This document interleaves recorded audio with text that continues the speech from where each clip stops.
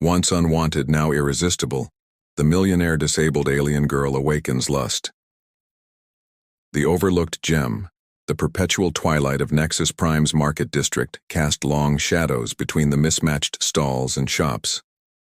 Tarek Navarra adjusted the worn collar of his trader's coat, squinting at the inventory display floating above his wrist device. Another day, another disappointing sales projection. 6 standard months on this bustling crossroads planet, and he was still barely covering the docking fees for his small transport vessel. Final call for specialty textiles from the Orion cluster, he announced to the passing crowd, his voice competing with dozens of other merchants hawking their wares. Most potential customers barely glanced his way before continuing toward the more established emporiums. It was during this daily ritual of rejection that he first noticed her, a purple-skinned Nebulan woman navigating the crowded marketplace with measured grace. Unlike most of her kind who moved with fluid, almost floating motions, she used a sleek mobility aid that hummed softly as she browsed the various stalls. What caught Tarek's attention wasn't her disability, but rather how the iridescent patterns along her arms seemed to shimmer differently than other Nebulans he'd encountered. "Interested in Orion silks?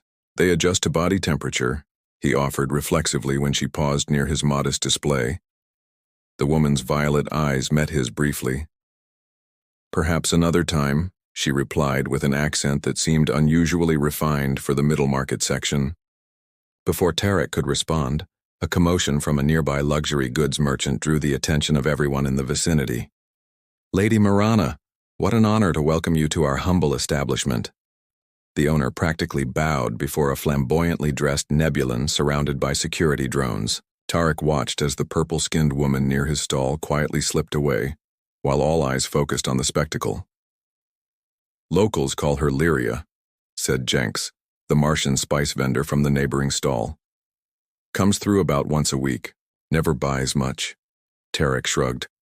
"Just another browser. This sector's full of them." 3 days later, Tarek found himself delivering a small consignment of specialty fabrics to the residential tower on the eastern edge of the marketplace, a rare commission that might actually generate profit. As he waited for the service lift, a familiar humming sound approached from behind. "We meet again, textile merchant," said the purple-skinned woman, Lyria, with a subtle smile that transformed her features from merely pleasant to genuinely striking. "Delivery service now, apparently," Tarek replied, gesturing to his package. "Diversifying my failing business model."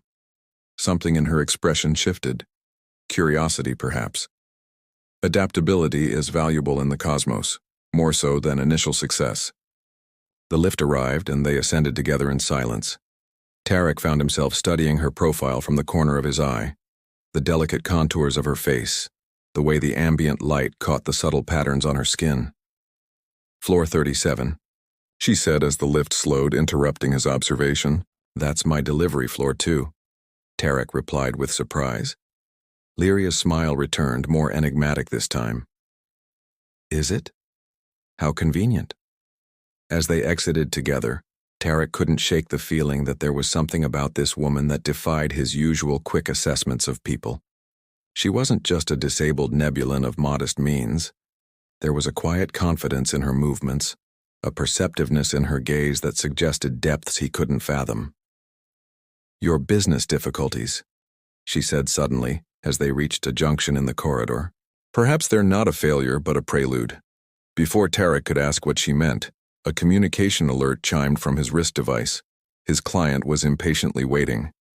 By the time he looked up again, Lyria had already turned down another corridor, the soft hum of her mobility aid fading into the ambient sounds of the residential tower. "Strange woman," he murmured to himself, unaware that this seemingly random encounter would soon reshape his understanding of fortune, perception, and desire in ways he could never anticipate. Veils lifted. 3 weeks of dwindling prospects had pushed Tarek to the edge of insolvency. The Nexus Prime Trade Authority had issued their final warning: secure a profitable contract within 7 days or surrender his merchant license. With desperation mounting, he ventured into the upper-tier Celestial Bazaar, a realm typically reserved for established traders with proper connections. "You're out of your jurisdiction, Novara," sneered Krell, a Saturnian dealer who controlled much of the premium textile market. These clients don't buy from unverified sources. Tarek straightened his shoulders, refusing to be intimidated. My Orion silks are authentic. I just need one fair chance. Fair? Krell laughed, the sound drawing attention from nearby vendors. There's nothing fair about... I'll take a sample assessment, interrupted a melodic voice from behind. Tarek turned to find Lyria approaching, though something about her appearance had subtly changed. Her mobility aid remained, but her simple attire had been replaced by a flowing garment that seemed woven from actual starlight. A small holographic emblem hovered near her shoulder, the insignia of the Celestial Trading Empire, the largest commercial dynasty in 3 systems. Krell's demeanor transformed instantly. Lady Lyria, I didn't recognize you at first. Of course, we would be honored to arrange a private showing of our finest. I was addressing this merchant, Lyria said, her violet eyes fixed on Tarek's stunned expression. Mr. Novara's textiles have intrigued me. The bazaar had grown eerily quiet, all attention focused on their exchange. Tarek found himself speechless as realization dawned. The modest, Nebulan woman who browsed middle-market stalls was apparently someone of tremendous importance. Perhaps we could discuss terms in a more private setting, Lyria suggested, gesturing toward an exclusive lounge area cordoned off by subtle security fields. Inside the crystalline chamber, Tarek struggled to reconcile the woman before him with the quiet browser he'd encountered in the marketplace. You're not just Lyria, are you? She smiled, settling into a hovering chair that adjusted perfectly to her form. Lyriandra Nexvalen, Principal Director of the Celestial Trading Empire's Xeno-Textile Division. But I prefer Lyria among people, who don't immediately calculate my net worth upon introduction, which explains why you were shopping incognito in my sector, Tarek said, pieces falling into place. But why the pretense? And why reveal yourself now? Lyria's expression softened. Do you know what happens when you control resources worth more than some planetary economies? Everyone performs, vendors, suitors, even supposed friends. I value those rare moments when interactions are unscripted. And our interactions were unscripted? Tarek asked, still processing this revelation. Refreshingly so. You saw me as just another potential customer. Perhaps slightly interesting, but ultimately unremarkable. Her laugh carried no bitterness. Do you know how rare that is for me? Tarek felt heat rise in his face. I wouldn't say unremarkable. Your eyes tell a different story now, Lyria observed, the patterns on her purple skin brightening slightly. Now that you know who I am, you see me differently. It's always this way. Something in her tone, a subtle resignation, prompted Tarek to respond more honestly than prudence would dictate. I noticed you before knowing any of this. Your eyes, the way you move, how you speak. Those things caught my attention, not your financial portfolio. Surprise flickered across her features before she composed herself. Fascinating. Then perhaps you'd be interested in a proposition that might solve both our predicaments. I need someone who sees beyond facades to help authenticate rare textiles across the outer rim. Someone whose perception isn't clouded by politics or profit. And what do you get from this arrangement?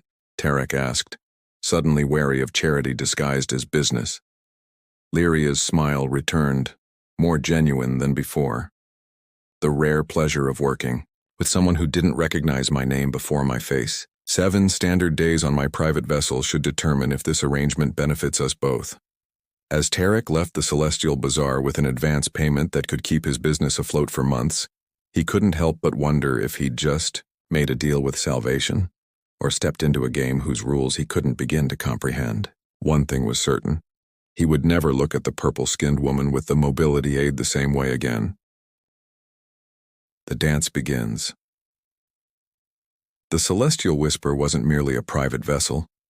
It was a floating palace that defied Tarek's understanding of personal transportation. As he stepped from the shuttle into the main atrium, crystalline walls shifted from opacity to transparency, revealing the majestic swirl of Nexus Prime's rings stretching out beneath them. Most visitors gape for approximately 12 seconds longer, Lyria noted with amusement as she guided her mobility aid alongside him. You're adapting quickly to luxury. I'm still gaping internally, Tarek admitted, forcing his attention back to his host. In the ship's ambient lighting, the purple undertones of her skin seemed to pulse with subtle bioluminescence. This is how you travel between market assessments. This is how I live, she corrected. Planetary gravity variations can be challenging for me. Space offers consistency. A silent attendant, whether organic or synthetic, Tarek couldn't determine, appeared with refreshments that shimmered with colors he'd never seen in consumable form. To our partnership, Lyria offered, raising a crystalline glass. May it prove mutually illuminating. The liquid tasted of possibilities. Sweet yet complex. Familiar yet utterly foreign. Much like the situation Tarek found himself in. Over the next 3 days, their professional relationship developed a rhythm. Mornings spent examining rare textile samples from across the galaxy. Afternoons dedicated to market analysis. Evenings filled with discussions that stretched far beyond commerce. Tarek found himself increasingly distracted not by Lyria's wealth or status, but by her incisive mind and the way her laughter seemed to ripple through the iridescent patterns on her skin. You're staring again, she observed on the 4th evening as they shared a meal in the observation dome. Stars stretched endlessly above them, rivaled only by the spectacular view of the spaceport below. Tarek didn't bother denying it. The patterns on your skin, they respond to your emotions, don't they? An evolutionary trait from my aquatic ancestors, Lyria confirmed. Most nebulans learn to suppress it in business settings. It reveals too much. Yet you don't suppress it around me. Her patterns brightened momentarily before settling. Perhaps I'm tired of suppression. Perhaps I'm curious about what happens when I don't. The unspoken tension between them had been building gradually, like the slow harmonization of discordant notes into something unexpectedly beautiful. Tarek found himself leaning closer, drawn by forces as inexorable as gravity. Tell me, Lyria said, her voice softer than he'd ever heard it. If we had met differently, if I had always been Lyriandra Nex Valen to you from the beginning, would we be sitting here now having this conversation? No, Tarek answered honestly. I would never have approached you. Men like me don't get private audiences with women like you. And what kind of woman am I? The question carried weight beyond its simple phrasing.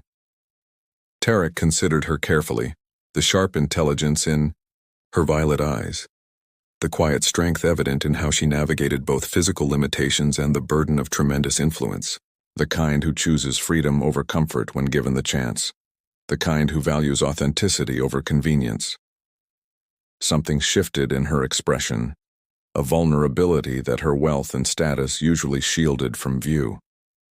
Most see only the empire, not the person tasked with preserving it. I see both, Tarek said, surprising himself with his boldness. And I find myself equally intimidated and fascinated by each.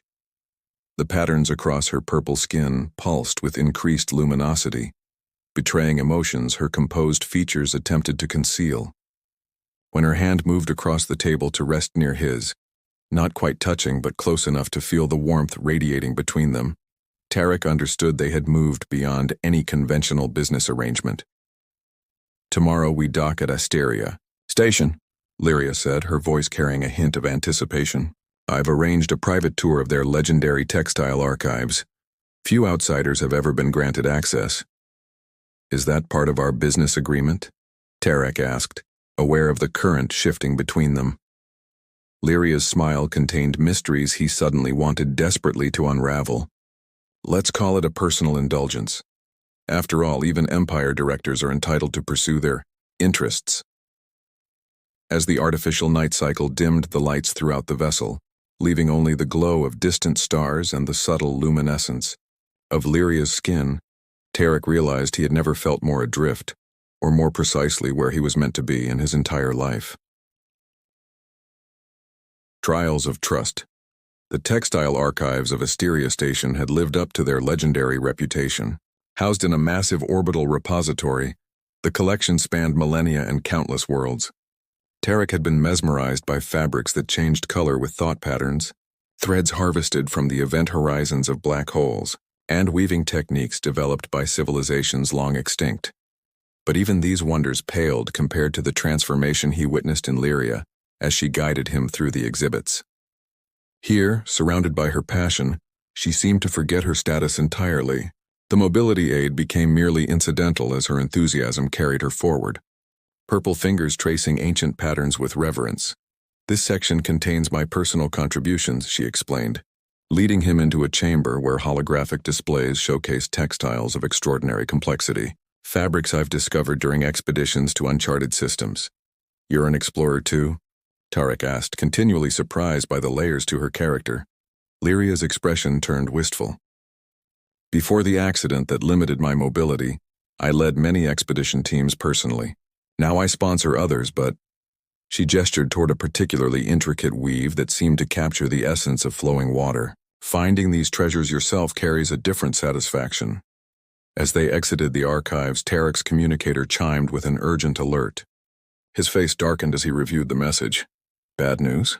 Lyria inquired, noticing his expression.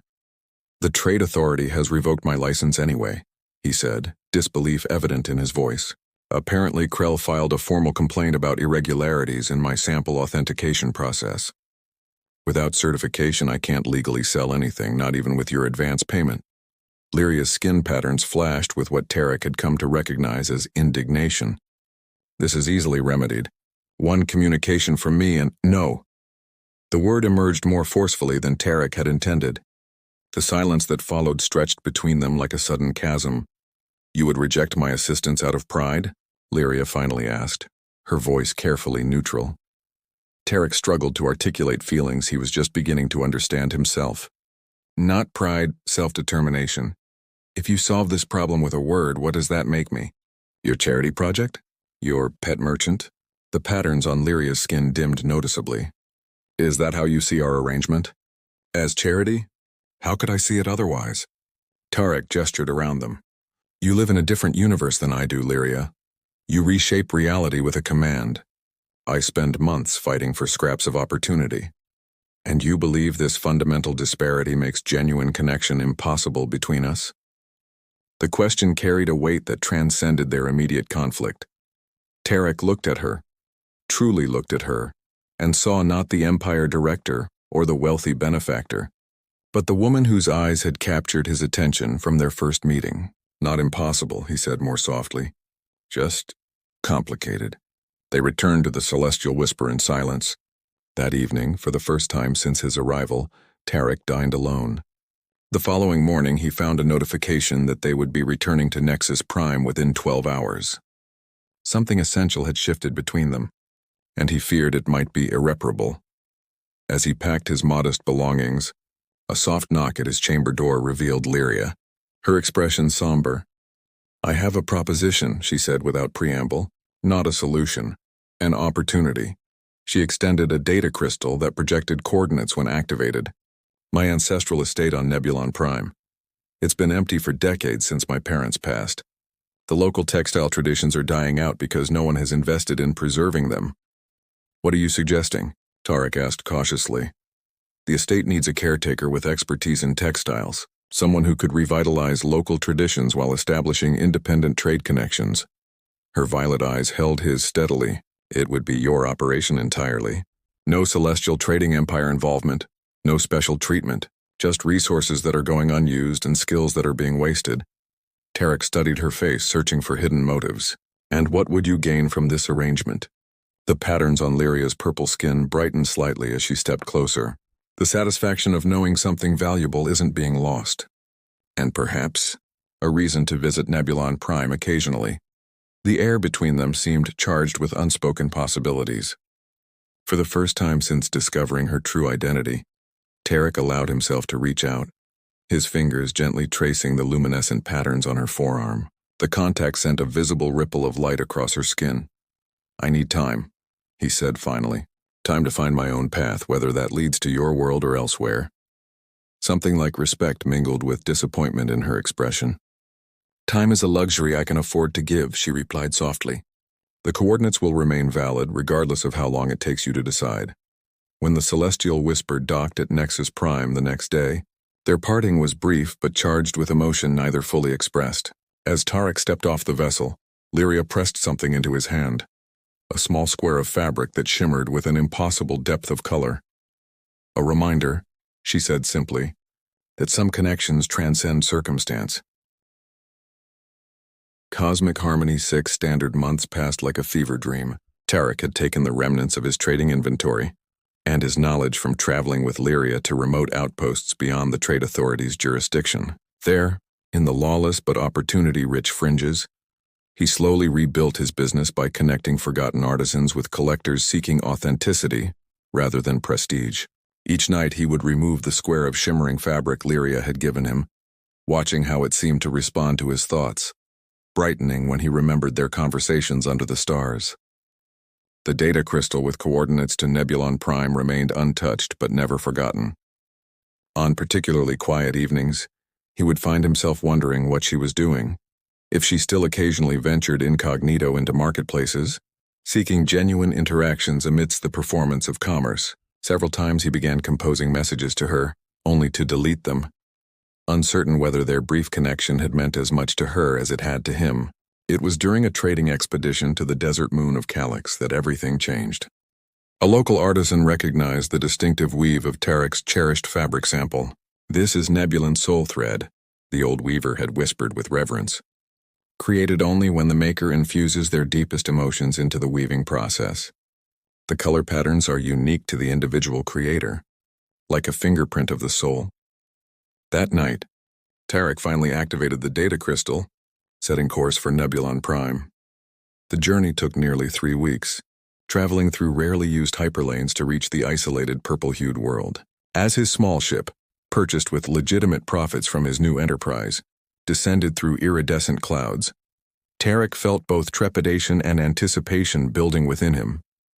The ancestral estate of House Nex Valen sprawled across a coastal promontory, ancient spires rising gracefully above a landscape of undulating purple vegetation. As Tarek approached the main entrance, he was surprised to find no elaborate security or staff, only a simple atmospheric barrier that recognized his ship's identifier code and permitted entry. The vast halls echoed with his footsteps as he explored chambers filled with dormant looms and storage rooms containing raw materials of extraordinary quality. Everything waited as if time had been suspended in anticipation of purpose being restored. On the 3rd day of his exploration, as twin moons rose over the Nebulan Sea, a familiar hum broke the evening silence. "I wondered if you would come," Lyria said from the doorway of the great hall where Tarek had been examining ancient pattern books. Without her usual entourage or the trappings of her position, she seemed both more vulnerable and more powerful, though I didn't expect it would take quite so long. Tarek turned to face her fully, noting how the moonlight through the crystal windows illuminated the patterns on her purple skin. "I needed to prove something to myself first." "And did you?" she asked, guiding her mobility aid forward until they were close enough that he could see the subtle variations in the violet of her eyes. In answer, Tarek activated a holographic projection showing the trading network he had established. Modest by Celestial Empire standards, but impressive for an independent merchant operating beyond traditional routes. 17 artisan collectives now have direct access to collectors who value their work appropriately, he explained. No middlemen, no exploitation, no trade authority restrictions. Lyria studied the projection, genuine admiration evident in her expression. "You've created something remarkable, something entirely your own. Something that could benefit from a partnership with someone who understands both worlds," Tarek suggested carefully. "A genuine partnership between equals." The luminescent patterns across Lyria's skin brightened dramatically. "Equals? I thought the disparity between us made genuine connection impossible." "Not impossible," Tarek echoed his words from months before, stepping closer. "Just complicated, and I've discovered I have a talent for navigating complicated situations." He withdrew the square of fabric she had given him, now framed in a simple pendant. "This is your soul thread, isn't it? You created it yourself." Lyria's composure faltered momentarily. "An old Nebulan tradition. The patterns reveal—" She hesitated. "Emotions too complex for words," Tarek finished, gently taking her hand. "I may not command an empire, Lyria, but I've built something authentic. Something that's mine. And I'm offering to share it with you, not as a business arrangement, but as a beginning. The patterns across her purple skin pulsed with increasing luminosity, spreading from her face down her arms like constellations coming to life. And what of my responsibilities? My position? Keep them, Tarek said simply. Rule your empire, make your deals. But let this place, he gestured to the estate around them, be where Lyriandra Nex Valen becomes simply Lyria, where we meet as just ourselves.